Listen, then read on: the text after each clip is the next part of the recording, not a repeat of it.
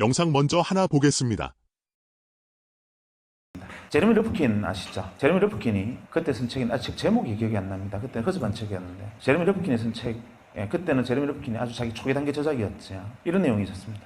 인류가 30만 년 전에 현생 인류가 20만 년, 30만 년 전에 출발을 할 때 현생 인류가 가진 자산은 돌도끼가 유일한 거였다. 그런데 한 30만 년이 흐르고 난 다음에 인류가 가진 자산은 어마어마하게 문명이 발전했다. 그런데 많은 사람들은 착각하고 있다. 무엇을 착각하고 있느냐 하면 지난 30년간 맹멸했던, 태어나서 사라져갔던 모든 인류가 이 문명의 발전에 기여했다고 생각하지만 천만의 말씀입니다. 인류의 문명이 이만큼 온 데는 0.1%의 창의적 인간이 다른 사람은 보지 못하는 것을 보고 생각하지 못하는 것을 생각하고 다른 사람은 꿈꾸지 못하는 것을 꿈꾸고 여기가 새로운 세상이다라고 어두운 곳에 깃발을 꽂으면 0.9%의 통찰력과 직관을 갖춘 안목 있는 인간이 그것을 알아보고 거기에 뛰어들어서 한 배를 타고 등을 밀고 손을 당기면서 이루어낸 역사다. 1%의 역사다. 이렇게 말을 합니다. 그래서 제레미 르프킨은 0.1%의 창의적 인간과 그것을 따라 알아보고 협력하고 함께 문명을 건설한 0.9%의 안목 있는 인간, 통찰력 있는 인간, 이 1%가 인류 문명을 이끌었고 나머지 99%를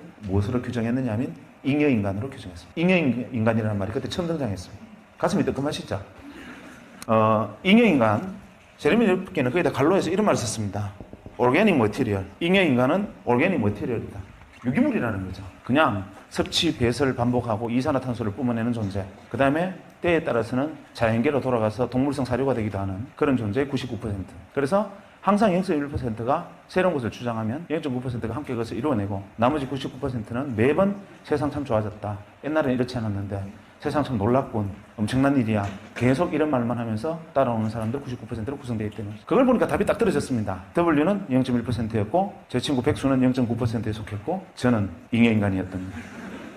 인정하기 싫었지만 인정하지 않을 수 없었고 그게 사실이었습니다. 한데 그게 슬프지요. 나를 유기물이라는데 내가 이성이 없는 임팔라 따위하고 저하고 같은 존재라는데 기가 막히죠. 그래서 어떻게 하면 이걸 벗어날 수 있을까? 두 번째, 지금 이번에 90년대에 일어나고 있는 이 엄청난 현상들, 변화들 이것만이 일시적인 현상이냐? 제레미 르프킨 역시도 지금 현재 변하고 있는 이 모습만 보고 헛소리하는 건 아니냐? 과거에도 진짜 그랬나? 이게 궁금했습니다.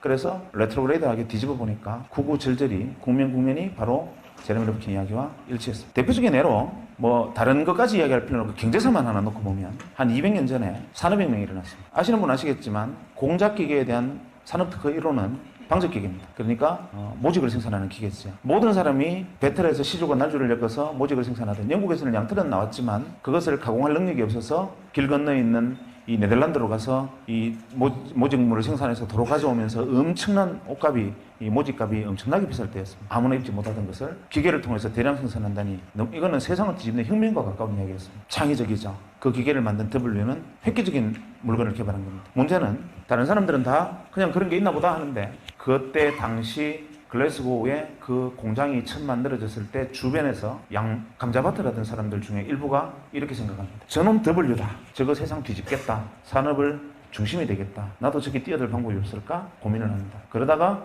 어디에 주목을 하느냐 하면 죽었다 깨나도 기계를 만들 재간은 없으니 어디에 주목을 하느냐 하면 모직 생산이 잘 되면 아무리 기계가 잘 돌아가 봐야 양털 없으면 안 된다. 지금 대개 천재들의 가장 큰 단점은 좌우를 돌아보지 않는 겁니다. 공장은 지어놓고 양털을 어디서 가져올지도 생각을 하지 않고 우선 지금 가져오듯이 그냥 하면 되겠지 생각하지만 그것을 딱 착안한 일부 감자밭을 하던 사람들이 감자밭을 갈아엎고 양목장을 시작합니다. 모직 생산 어마어마한 속도로 인기를 끌고 양털이 대량으로 필요해지면서 어마어마한 부를 양목장주들이 가져갑니다. 뒤늦게 너도 나도 감자밭을 갈아엎고 양목장들을 하는 바람에 영국에 감자파동이 일어납니다. 감자기근으로 영국 아일랜드 같은 경우에 거의 절반이 감자파동으로 죽는데 이유는 바로 모직 때문에. 그 상황을 두고 토마스 모어는 유토피아라는 책을 씁니다. 그러면서 토마스 모어 유토피아는 제일 앞에 이런 말이 나오죠. 시가 나옵니다. 양이 사람을 죽였네, 양이 사람을 죽였네. 그거 읽어보신 분 계시죠? 그거 보면 양이 사람을 뿔로 떠받아 죽였다고 생각하시겠지만 사실 그때 사회상, 즉 산업이 사람을 죽이는 것을 묘사를 했습니다. 전부 양목장을 하는 바람에 사람이 먹을 감자가 없어져서 감자기근이 들고 결국 굶어 죽게 생긴 사람들이 감자를 훔치게 되고 결국에는 감자를 훔치면 교수형에 처한다는 법이 만들어지고 영국의 길거리에는 교수형에 처해져 목매달린 시체들이 줄줄이 늘린 상황, 그 가혹한 상황을 두고 토마스 모어가 유토피아를 씁니다. 어쨌거나 간에 그만큼 한 명의 생각이 세상의 사회사까지 뒤집어 버립니다. 결국 양목장주들이 어마어마한 부를 축적합니다. 그래서 지금 영국에 가면 약 300개 정도 유력 가문이 있다 그러는데 그 가문들의 문양을 잘 들여다보면 이 양뿔이나 양머리가 그려진 문양들이 많습니다. 그것은 과거 200년 전에 조상들이 양목장을 했던 사람들의 후손이다 라는 것을 증명합니다. 그때 여전히 감자밭을 하던 사람들은 후손은 지금도 감자를 캐고 있다는 전설이 있죠. 잘 보셨습니까? 저는 세상을 바꾸는 0.1% 사람들이 나스닥 1등 기업에 있다고 생각합니다. 그럼 우리는 이 0.1%의 천재가 될 수 없다면 0.9%그 천재들을 도와서 일을 하고 있는 미국 1등 기업을 투자를 함으로 동행을 하는 거죠. 그럼 우리는 최소한 99%의 잉여인간보다는 0.9%에 한 발 다가간 사람은 된다는 거죠. 그리고 당연히 그 보상도 함께 할 수 있는 거죠. 그럼 그 보상의 크기도 한번 보겠습니다. 첫 번째 애플입니다. 우리가 애플에 10년 동안 투자를 했다면 얼마나 보상을 받을 수 있을까요? 보시는 것은 애플 10년 차트입니다. 만약 우리가 애플에 10년 전 1억을 투자하였다면 지금은 10억 4,800이 됩니다. 두 번째는 마이크로소프트입니다. 마이크로소프트 10년 차트입니다. 마이크로소프트에 10년 전 1억을 투자를 하였다면 11억 4천만 원이 됩니다.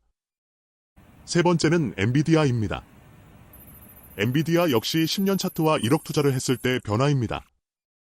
1억을 만약 10년 전에 투자를 했다면 114억 4천만 원이 됩니다.